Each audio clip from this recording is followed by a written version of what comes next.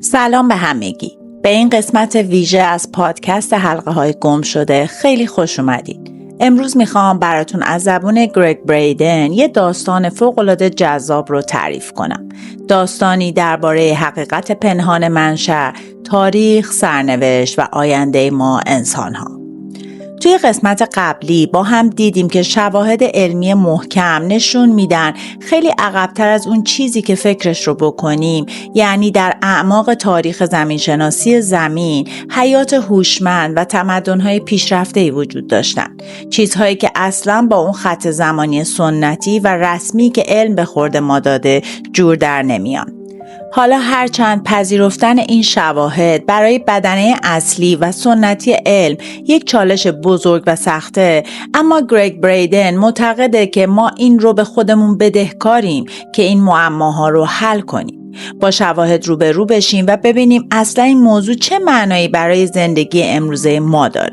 توی این قسمت دقیقاً میخوایم همین کار رو بکنیم. میخوایم بریم سراغ کاوش توی علمی که حالا دیگه تایید شده. علمی که در واقع سنگ بنا و ریشه اصلی تمدن‌های باستانی بوده و هنوز که هنوزه بین بومی‌ها باقی مونده و روی زمین هم جریان داره. ببینید، یه سوالی هست که دانشمندان الان 300 ساله دارن میپرسن. سوالی که در ظاهر خیلی ساده به نظر میرسه. آیا ما با هم متصل هستیم؟ آیا ما به هم دیگه و به این کره زمین وصلیم یا اینکه از همه چیز این عالم جدا افتاده ایم؟ جالبه بدونید فیزیکدان‌های معاصر مثل پروفسور جان ویلر از دانشگاه پرینستون هیچ مشکلی با این ندارن که بپذیرن ما یه ارتباط عمیق و تنگاتنگ با خود جهان هستی داریم. اما دوست و همکارش یعنی آلبرت انیشتین تا قبل از مرگش واقعا با این قضیه کلنجار میرفت. انیشتین شدیداً از این ایده کلافه و ناامید بود که نکنه ما توی جهانی زندگی میکنیم که اونقدر به هم متصلیم که میتونیم از یه جا روی ماده در یه جای دیگه تأثیر بگذاریم. انیشتین به این پدیده میگفت اقدام شبحوار در فاصله، یا همون تأثیر از راه دور ارواح مانند، و اصلاً و ابداً از این ایده خوشش نمی اومد. حالا منطق چی میگه؟ میگه اگه واقعاً چنین ارتباطی بین ما وجود داشته باشه، پس باید یه چیزی این وسط باشه که افکار، احساسات، عواطف و باورهامون بتونن توش حرکت کنن تا ما رو به همدیگه وصل کنن. مگه نه؟ خب باید بگم بله، وجود داره و این قسمت اصلا کلا درباره همین موضوعه. این ایده که همه چیز در این عالم به وسیله یک جور انرژی و یک میدان انرژی به هم متصل شده.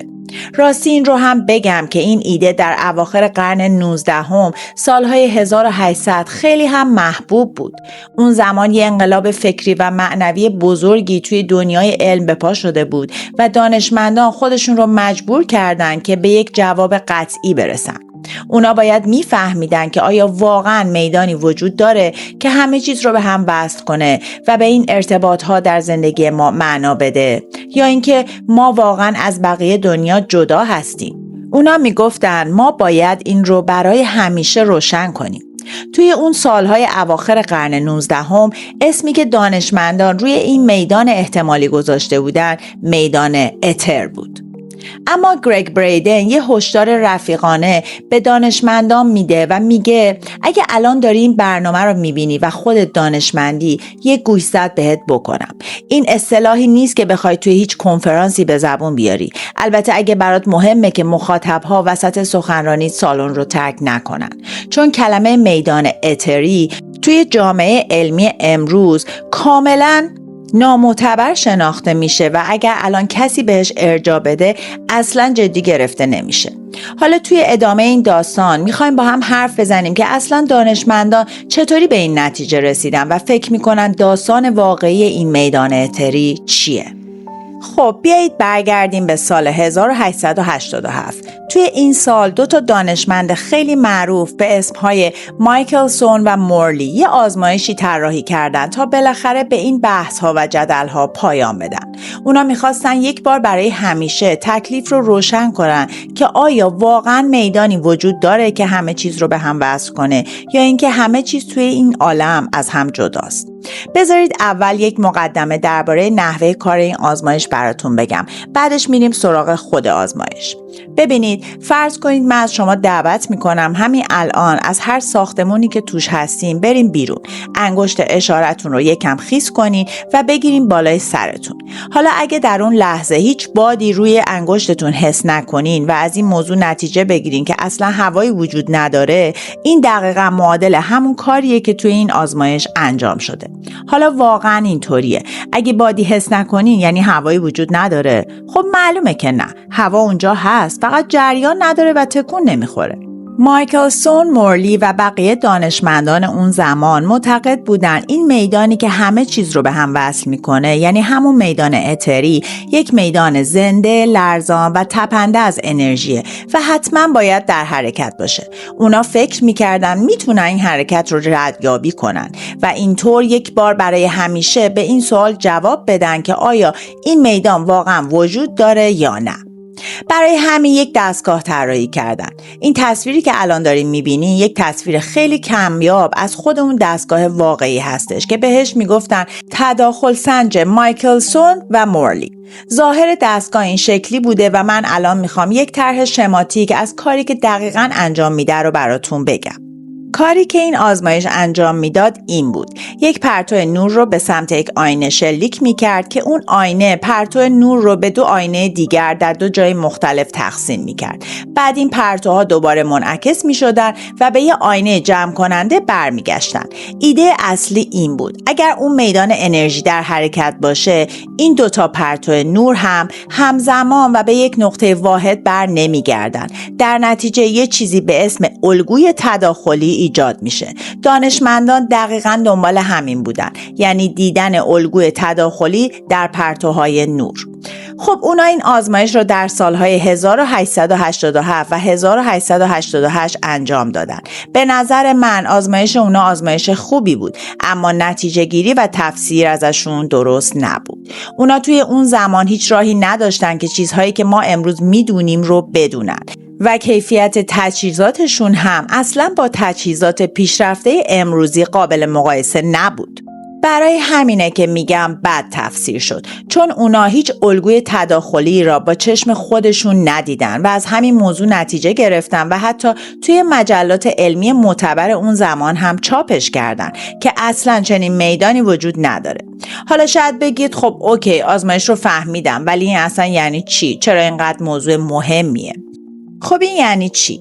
یعنی از سال 1887 تا همین اواخر تمام علم ما، یعنی بهترین و پیشرفته ترین دستاوردهای علمی دنیای مدرن با همه ابهت و خوبیهاش بر پایه یک فرض کاملا غلط بنا شده بوده. فرض این که هیچ میدانی وجود نداره و همه چیز از هم جداست. این که هیچ میدان انرژی نیست که اتفاقات یک جا رو به اتفاقات یک جای دیگه وصل کنه. اما جالبه بدونید علم نیاکان ما و مردم بومی زمین دقیقاً برعکس این بود. اونا همیشه بر این باور شروع می‌کردن که همه چیز به هم متصله. واقعاً برای من این موضوع جذاب و شگفت‌انگیزه، چون سنت‌های معنوی و بومی باستان 5000 سال تمام رو با این فرض شروع کردن که همه چیز به هم وصله و تمام این 5000 سال رو وقت گذاشتن تا بفهمن این ارتباط توی زندگی ما چه معنایی داره و چطور میتونیم ازش استفاده کنیم تا آدم‌های بهتری بشیم، خانواده‌های بهتری شکل بدیم و جامعه قوی تری بسازیم. در حالی که علم مدرن 300 سال تموم داشت دست و پا میزد و بحث میکرد که اصلا این میدان وجود داره یا نه. یعنی از سال 1887 به بعد تمام علم ما بر پایه باور به جدایی و انفصال شکل گرفت. اما این قضیه ادامه داشت تا همین اواخر، یعنی دقیقاً 100 سال بعد، در سال 1987. توی این سال یک آزمایش زیر نظر نیروی هوایی ایالات متحده امریکا انجام شد. خب معلومه اونا تجهیزات خیلی بهتری داشتن، اما از همون روش و اصولی استفاده کردن که مایکلسون و مورلی 100 سال قبلش استفاده کرده بودن. و حدس بزنین چی شد؟ 100 سال بعد آزمایش تایید شده نیروی هوایی نشان داد که بله، در واقع یک میدان انرژی وجود داره که همه چیز رو به هم وصل میکنه و جذابیتش اینجاست که این میدان نه تنها وجود داره بلکه دقیقاً با همون ویژگی‌ها و پارامترهایی هست که مایکلسون و مورلی انتظارش رو داشتن. اونا فقط اون زمان تجهیزات کافی برای اثباتش رو نداشتن. پس ما الان دیگه مطمئنیم که این میدان واقعا وجود داره. نتایج این آزمایش نیروی هوایی در اوت 1986 تقریبا 100 سال بعد از آزمایش اول توی مجله فوق‌العاده معتبر و معروف نیچر چاپ شد و جامعه علمی تازه فهمید که تمام این مدت با فرض غلط جدا بودن چیزها از همدیگه مسیر رو اشتباه رفته بوده. خلاصه این که الان دیگه وجود این میدان یک فکته و کاملا علمی و دقیقه که درباره‌اش حرف بزنیم. دیگه توی جامعه علمی هیچ بحثی از سر بودن یا نبودن این میدان نیست، بلکه سوال اصلی اینه: این میدان چه معنایی برای زندگی ما داره؟ البته همونطور که قبلا گفتم دانشمندان یه اسم جدید روی این میدان گذاشتن. ما دیگه نمیتونیم بهش بگیم میدان اتری، واسه همین الان اسمهای زیادی داره. بعضی وقتا خیلی ساده بهش میگن میدان. همین چند وقت پیش بود که لین مکتاگارت کتابی نوشت که اسمش دقیقاً همین بود، میدان. اون توی این کتاب به بررسی پیامدها و پتانسیل‌های این میدان پرداخت. بعضی وقتا بهش میگن میدان کوانتومی، بعضی‌ها هم دوست دارن بهش بگن خدا، منشأ، ماتریکس یا ماتریکس الهی. همه این اصطلاحات که شاید شما هم اسم مخصوص به خودتون رو براش داشته باشین بر پایه همین یه ایده شکل گرفته، اینکه این میدان وجود داره. اصلا فیلم معروف ماتریکس هم بر اساس همین علم ساخته شده بود، علمی که میگه دنیای دیگه‌ای توی این میدان وجود داره که ما با چشم عادی و از این نقطه‌ای که الان هستیم به این سادگی نمیتونیم ببینیمش. اما اینکه ما نمیتونیم ببینیمش دلیل بر نبودنش نیست. اتفاقاً چیزهایی که توی این میدان غیرقابل دیدن رخ میدن در خیلی از موارد روی رویدادهای زندگی روزمره ما تأثیر میذارن و حتی دارن اونها رو هدایت میکنن. حالا فکر کنم کاملا متوجه شدید که چرا علم توی چنین مخمسه‌ای گیر کرده بود. اینجا میخوام دوباره براتون برگردم به عقب، اون هرم وارونه و فرض‌های غلط علم رو به یاد بیارید. یکی از اون فرض‌های غلط علم این بود که همه چیز از هم جداست و بخش زیادی از علم ما هم بر اساس همین ایده جلو رفته بود. اما حالا دیگه میدونیم که این اصلا درست نیست. ما مطمئنیم که این میدان وجود داره و ما هم بهش متصلیم. حالا سوال اینه: این میدان اصلا چی کار میکنه؟ ازتون میخوام اینطوری به این میدان نگاه کنین که 3 کارکرد یا ظرفیت بنیادی و اساسی داره. شماره 1: این میدان ظرف نگهدارنده همه چیزه. از دیدگاهی که علم الان داره به این میدان نگاه میکنه، هر چیزی که ما میشناسیم و وجود داره درون این میدان قرار گرفته. یعنی کل جهان هستی داخل این میدان جا داره و هیچ چیزی فراتر و بیرون از این میدان وجود نداره. پس هر اتفاقی که داره میفته داره درون این میدان رخ میده. شماره 2: این میدان یک پل ارتباطیه، یک پل بین ما و دنیای اطرافمون، یعنی بین دنیای درونی ما و دنیای بیرونیمون. این موضوع خیلی مهمه، چون مثلا وقتی ما یک انرژی شفابخش رو برای یک نفر دیگه میفرستیم که اون سر دنیاست، یا وقتی دعا میکنیم، دقیقاً همون طوری که نیاکان بومی ما تکنیک‌ها و سنت‌هایشون رو انجام میدادن و به همون یاد دادن، شاید بپرسیم چطور دعایی که من توی اتاق پذیرایی خونم میتونم بخونم و میتونه روی یک نفر دیگه اون سر دنیا تأثیر بذاره؟ جوابش همین میدانه. این میدان همون پلیه که دنیای درون و بیرون ما رو به هم وصل میکنه.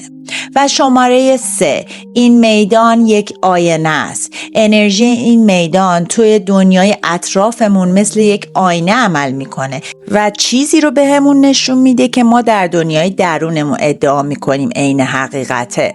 همه ما یک سری باورها و توقعات درباره اینکه چی تو این دنیا واقعی هست یا نیست داریم. بعضی وقتا این باورها آگاهانن و بعضی وقتا هم ناآگاهانن. اما چه آگاهانه باشن و چه نباشن، دنیا همیشه داره باورهای واقعی ما رو به خودمون پس میده و برملا میکنه. کیفیت رابطه هامون، نوع شغلی که داریم، آدم هایی که به سمت زندگی خودمون جذب میکنیم، میزان فراوانی و برکت، شفا پیدا کردن و سلامتیمون. همه اینها مثال هایی از این هستن که چطور این میدان داره باورهای عمیق و گاهی اوقات ناخودآگاه ما رو مثل آینه جلوی چشممون میاره. خب تا اینجا کلی مطالب مهم رو با هم مرور کردیم. اگر بخوام خیلی خلاصه جمع‌بندی کنم، این میدان 3 کار اصلی میکنه. ظرف نگه دارنده همه چیزه، پل بین دنیای درون و بیرون ماست و آینه‌ای در دنیای بیرونی برای هر اون چیزی که ما از درون چه آگاهانه و چه ناآگاهانه بهش باور داریم. چون معناش اینه که وقتی یک ماده یک بار متصل بوده، پس کل ماده این عالم به هم متصله. حالا منظورم از این حرف چیه؟ اصلا دارم چی میگم؟ ببینید، این آزمایش در یک سطح کوچیک و میکروسکوپی داره یک حقیقت فوق‌العاده قدرتمند و بزرگ رو درباره خودمون و کل جهان هستی در سطحی بسیار بزرگتر به ما میگه.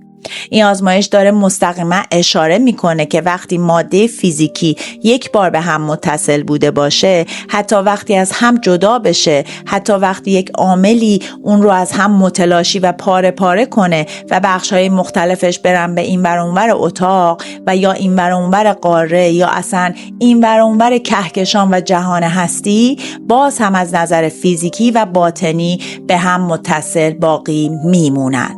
حالا چرا این موضوع اینقدر حیاتی و مهمه؟ چون دانشمندان به ما میگن اگر بتونیم در زمان به عقب برگردیم، خیلی خیلی قبلتر، در زمانهای بسیار دور و در همون ابتدای چیزی که علم بهش میگه بیگ بنگ، یعنی همون زمانی که رهاسازی نخستین اولیه انرژی رخ داد و جهان شروع کرد به انبساط و بزرگ شدن، همینطوری که امروز هم داره به این بزرگ شدن ادامه میده. اونا میگن اگر بتونیم به دقیقاً 1 لحظه قبل از وقوع این اتفاق برگردیم، یک صحنه عجیب رو میبینیم. دانشمندان میگن اگر شما بیاید تمام فضاهای خالی بین اتم‌ها رو حذف کنید، یعنی تمام اتم‌های کل جهان امروز رو بردارید، فضای خالی درونشون رو کاملا خالی کنید و کل این ماده فیزیکی عالم رو فشرده و مچاله کنید، کل این دنیا تبدیل میشه به یک توپ جامد و فشرده از ماده که اندازش کلاً به اندازه یک دانه نخود فرنگی هستش. آره، درست شنیدین. اونا میگن این دقیقاً همون چیزیه که درست در لحظه بیگ بنگ وجود داشت. در لحظه بیگ بنگ تمام ماده جهان هستی درون فضایی به اندازه یک نخود فرنگی فشرده شده بود. دمای این نخود فرنگی هم فوق‌العاده بالا بود. دانشمندان به خود من گفتن که دما در اون لحظه حدود 18 میلیارد میلیون درجه فارنهایت بوده. بعد من بهشون گفتم بابا دمتون گرم، آخه شما این رو از کجا اینقدر دقیق میدونین؟ اونها هم گفتن خب راستش فقط میدونیم که خیلی خیلی داغ بوده. خلاصه پس میتونیم بگیم جهان اون موقع که همه مادهش توی نخود فرنگی جمع شده بوده شدیداً داغ بوده. اما بعدش یک اتفاقی افتاد. ما دقیقاً نمیدونیم چطور یا چرا، ولی دانشمندان میگن اون نخود فرنگی شروع کرد به انبساط و خیلی خیلی سریع بزرگ شد و همینطور که باز و بزرگ میشد، هر چیزی که یک بار توی اون فضای کوچیک اولیه به صورت فیزیکی به هم متصل بود، تبدیل شد به همین ماده فیزیکی جهان امروز که هنوز هم داره به بزرگ شدن و جلو رفتنش ادامه میده. اصلاً به خاطر همینه که دانشمندان واقعاً باور دارن بیگ بنگ اتفاق افتاده، چون با اینکه جهان الان داره منبسط و بزرگ میشه، اما اگه دانشمندان مسیر این حرکت رو برعکس کنن و ریاضیات رو به عقب برگردونن، میتونن رد تمام این مواد در حال حرکت رو در طول زمان به عقب بگیرن تا برسن به یک نقطه واحد، نقطه‌ای که بهش میگن Singularity of Big Bang. اونجا جاییه که همه چیز و تمام دنیا یک بار کاملا و به صورت فیزیکی به هم متصل بوده. پس من این داستان رو با این جزئیات براتون تعریف کردم تا به این خلاصه طلایی از آزمایش ها برسیم. وقتی ماده یک بار به صورت فیزیکی به هم متصل بوده، برای همیشه از نظر انرژی متصل باقی میمونه. در لحظه بیگ بنگ تمام ماده این عالم به هم متصل بود. یعنی تمام ماده بدن شما، تمام ماده بدن من، تمام ساختار این سیاره، زمین و تک تک ستاره های آسمون، همه ما یک روز از همون نخود فرنگی کوچولو اومدیم و به هم متصل بودیم. خب حالا سوال اینجاست، اگر همه چیز یک زمانی به هم متصل بوده و الان جهان در حال انبساطه و چیزها به ظاهر از هم جدا شدن، آیا ما هنوز هم از نظر انرژی به هم وصلیم؟ دقیقاً به خاطر همین سواله که آزمایش فوتون‌های دوقلو اینقدر قدرتمند و تکان دهنده است، چون این آزمایش داره به ما میگه جواب این سوال بله است. شواهد دارن نشون میدن که ما عمیقاً به هم متصلیم. پس الان دیگه سوال این نیست که آیا این ارتباط وجود داره یا نه، بلکه سوال اینه که این ارتباط چه معنایی داره و تا کجا پیش میره. آیا این اتصال از سطح فوتون‌ها فراتر میره و به دنیای فیزیکی و ملموس ما هم میرسه؟ ببینید، این دقیقاً همون جاییه که دانشمندان سنتی دارن باهاش دست و پنجه نرم میکنن و به چالش خوردن. اونا به ما میگن این روابط در هم تنیدگی هرچند توی سطح کوانتومی اتفاق میافتن، اما در سطح بزرگتر فیزیکی شامل حال ما انسان‌ها نمیشن. اون هم در حالی که بدن و ساختار ما دقیقاً از همین ذرات و فوتون‌ها ساخته شده. یعنی همون فوتون‌هایی که دارن این در هم تنیدگی رو توی سطح کوانتومی تجربه میکنن. اما حقیقت طبیعت هم همینه و تغییر هم نمیکنه. من اصلا مجبور نیستم این رو همینطوری بپذیرم، چون این اصلا قانون خود طبیعته. اگه میخوایم بدونیم طبیعت چطور کار میکنه، باید بهش دقیق نگاه کنیم. ظاهر و باطن قضیه همینه که میبینین. اگه کسی از این مدل جهان خوشش نمیاد، خب باید پاشه بره یه جهان دیگه پیدا کنه که قوانینش ساده تر و پیش افتاده تر باشه. خلاصه اینکه آزمایش فوتون‌های دوقلو به ما کمک میکنه دو تا چیز رو خیلی خوب بفهمیم. اول اینکه چرا حدود 14 میلیارد سال پیش وقتی جهان برای اولین بار شکل گرفت، تمام ماده عالم در اصل به هم متصل بود. و دوم اینکه چرا اون اتصال هنوز که هنوزه توی دنیای امروز و زندگی ما جریان داره و قطع نشده. اما داستان به همینجا ختم نمیشه. میخوام بدونید که این میدان کاری فراتر از متصل کردن چیزها از طریق در هم تنیدگی انجام میده. این میدان یک ویژگی و کیفیت دیگه‌ای هم داره که ما هنوز دربارش حرف نزدیم. ویژگی که به ما قدرت میده تغییرات خیلی بزرگی رو توی دنیا و زندگیمون خیلی سریع و راحت ایجاد کنیم. البته فقط به شرطی که بفهمیم این اصل چطوری کار میکنه. این ویژگی فوق‌العاده‌ای که دارم ازش حرف میزنم اینه که این میدان نه تنها در هم تنیده است، بلکه هولوگرافیک هم هست. حالا منظورم از هولوگرافیک چیه؟ در یک هولوگرام واقعی هر جزئی از یک کله، آینه ای از تمام اون کله. یعنی هر تکه کوچکی کل تصویر رو توی خودش داره. یه مثال خیلی قشنگ برای درک این اصل نشانک ها یا همون بوکمارک های کتاب هولوگرافیک هستن که توی سالهای 1980 خیلی محبوب شده بودن. این بوکمارک ها نوارهای فویل نقره‌ای خیلی نازکی بودن که تصاویر قشنگی روشون چاپ شده بود. ستایی که من خودم بیشتر از همه یادمه اینا بودن. یکی تصویر حضرت مریم بود، یکی تصویر یه دلفین بود که داشت از روی اهرام بزرگ مصر میپرید و اون یکی هم تصویر یک غنچه رز بود که انگار داشت شکوفا میشد و باز میشد. جذابیتش این بود که وقتی این نوارهای کتاب رو زیر نور توی دستتون میگرفتین، تصاویر انگار زنده میشدن و سه‌بعدی به نظر میرسیدن، طوری که انگار بالای دستتون معلق بودن، نه اینکه یک تصویر صاف و دوبعدی معمولی باشن. خب نکته اصلی درباره هولوگرام دقیقاً همینه که بهتون گفتم. توی یک هولوگرام هر تکه کوچیک کل اون تصویر یا هولوگرام رو بازتاب میده و توی خودش داره. حالا بیاین همین اصل هولوگرام رو روی اون نشانک ها یا بوکمارک های کتاب پیاده کنیم. اگه شما یه قیچی بردارین و اون بوکمارک های هولوگرافیک قشنگتون از اهرام مصر رو یا گل رز رو به هزاران هزار تکه ریز و درشت با هر شکل و اندازه‌ای ببرین و بعد بیاین کوچکترین تکه باقی مونده رو بذارین زیر میکروسکوپ، و باز با یه تیغ تیز اون رو هم به تیکه های ریزتر تقسیم کنید، حدس بزنید چی میبینید؟ وقتی از توی میکروسکوپ بهش نگاه کنین میبینین کل اون تصویر اول دوباره و دوباره و دوباره توی اون تیکه ذره‌بینی وجود داره. زیبایی، ارزش و قدرت اصل هولوگرافیک دقیقاً توی همینه، چون این اصل داره به ما میگه وقتی ما یک تغییر در یک نقطه خاص از این هولوگرام رو ایجاد میکنیم، اون تغییر در سراسر بقیه هولوگرام هم منعکس میشه. حالا مثلا کل جهان هستی رو در نظر بگیرین. اگه جهان رو از وسط نصف کنیم و اون نصف رو هم باز نصف کنیم و همینطور بریم جلو، و حالا اگه یک تغییر در یک نقطه جهان ایجاد کنیم در سطحی که هولوگرام اون رو تشخیص میده، اون تغییر در تمام بقیه جهان هستی هم بازتاب پیدا میکنه. این یعنی نیازی نیست شما پاشین بریم و تک تک نقاط فیزیکی جهان سر بزنین تا اون تغییر رو بارها و بارها تکرار و کپی کنین.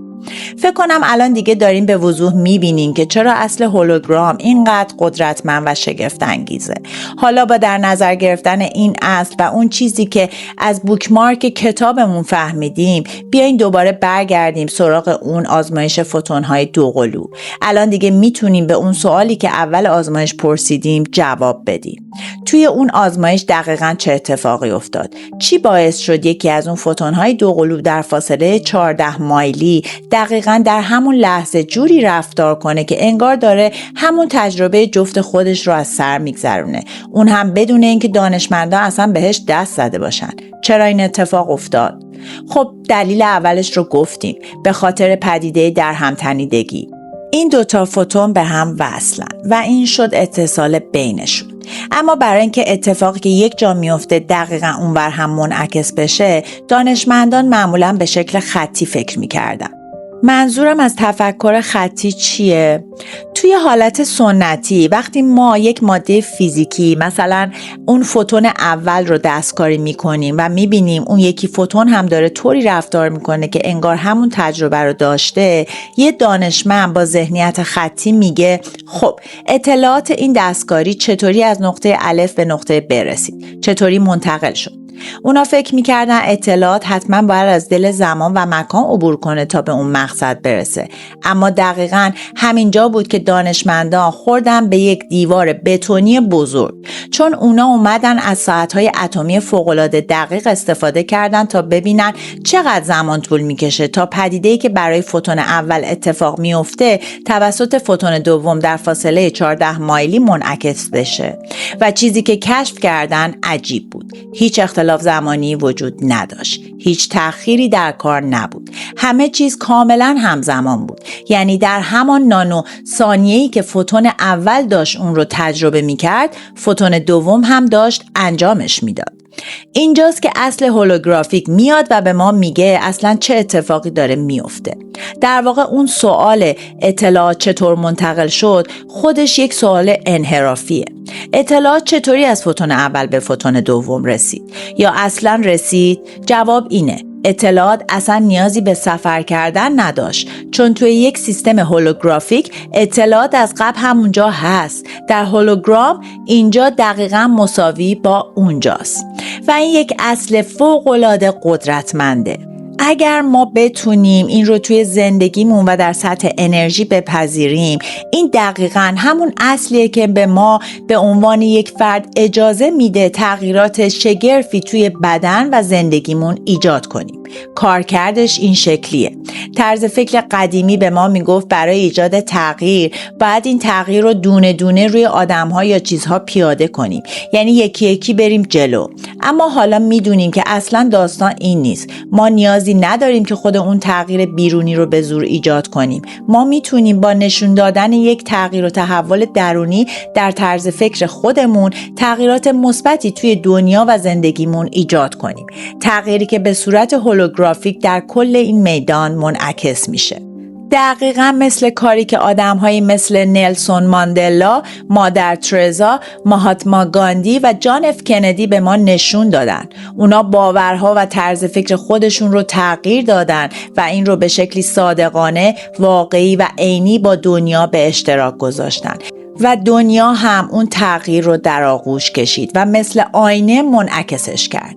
اونا مجبور نبودن دونه دونه سراغ تک تک آدم‌های زمین برن و اونا رو یکی یکی تغییر بدن. من دارم اینجا درباره یک سازوکار و مکانیزم واقعی صحبت می‌کنم. این موضوع دقیقاً به ما ادبیات و کلماتی رو میده تا بتونیم تجربه‌های به ظاهر معجزه‌آسا رو توی زندگیمون توضیح بدیم. مثلا وقتی دعاهای ما به عزیزانمون خیر و برکت میرسونه، چه کنار هم توی یک اتاق نشسته باشیم و چه اونها اون سر دنیا باشن، چیزی که بهش یقین داریم اینه که در عمیق‌ترین سطح از ذات واقعیمون ما به هم متصلیم و با هم در هم تنیده ایم. این اصل هولوگرافیک به ما اجازه میده همدیگر رو دوست داشته باشیم و این عشق رو به روش‌هایی با هم به اشتراک بذاریم که قبل از فهمیدن این اصل فقط میتونستیم توی خواب و رویا تصورش کنیم و جذابیتش اینجاست که ما الان داریم یاد میگیریم چطور این قضیه رو به شکل علمی به کار ببریم. پس خلاصه بگم، در لحظه بیگ بنگ تمام ماده این عالم به هم متصل بود. سوال اینه که آیا هنوز هم به هم وصلیم؟ خب تمام شواهد علمی دارن فریاد میزنن که بله هستیم، اما سوال اصلی اینجاست که چقدر متصلیم؟ رابطه واقعی ما با این میدان چیه و این اصلاً یعنی چی؟ توی قسمت بعدی میخوایم اجازه بدیم خود علم با 2 آزمایش فوق‌العاده عجیب که تمام ساختارها و پارادایم‌های ذهنی رو در هم میشکنه به این سوال جواب بده. خیلی ممنونم که توی این برنامه همراه من بودین. بهتون قول میدم که اصلا دلتون نمیخواد قسمت بعدی حلقه های گم شده رو از دست بدین. قسمتی که میخواد ما رو بیشتر به اعماق حقیقت پنهان منشأ، تاریخ، سرنوشت و آیندمون ببره. دم همتون گرم. تا قسمت بعدی، فعلا خداحافظ.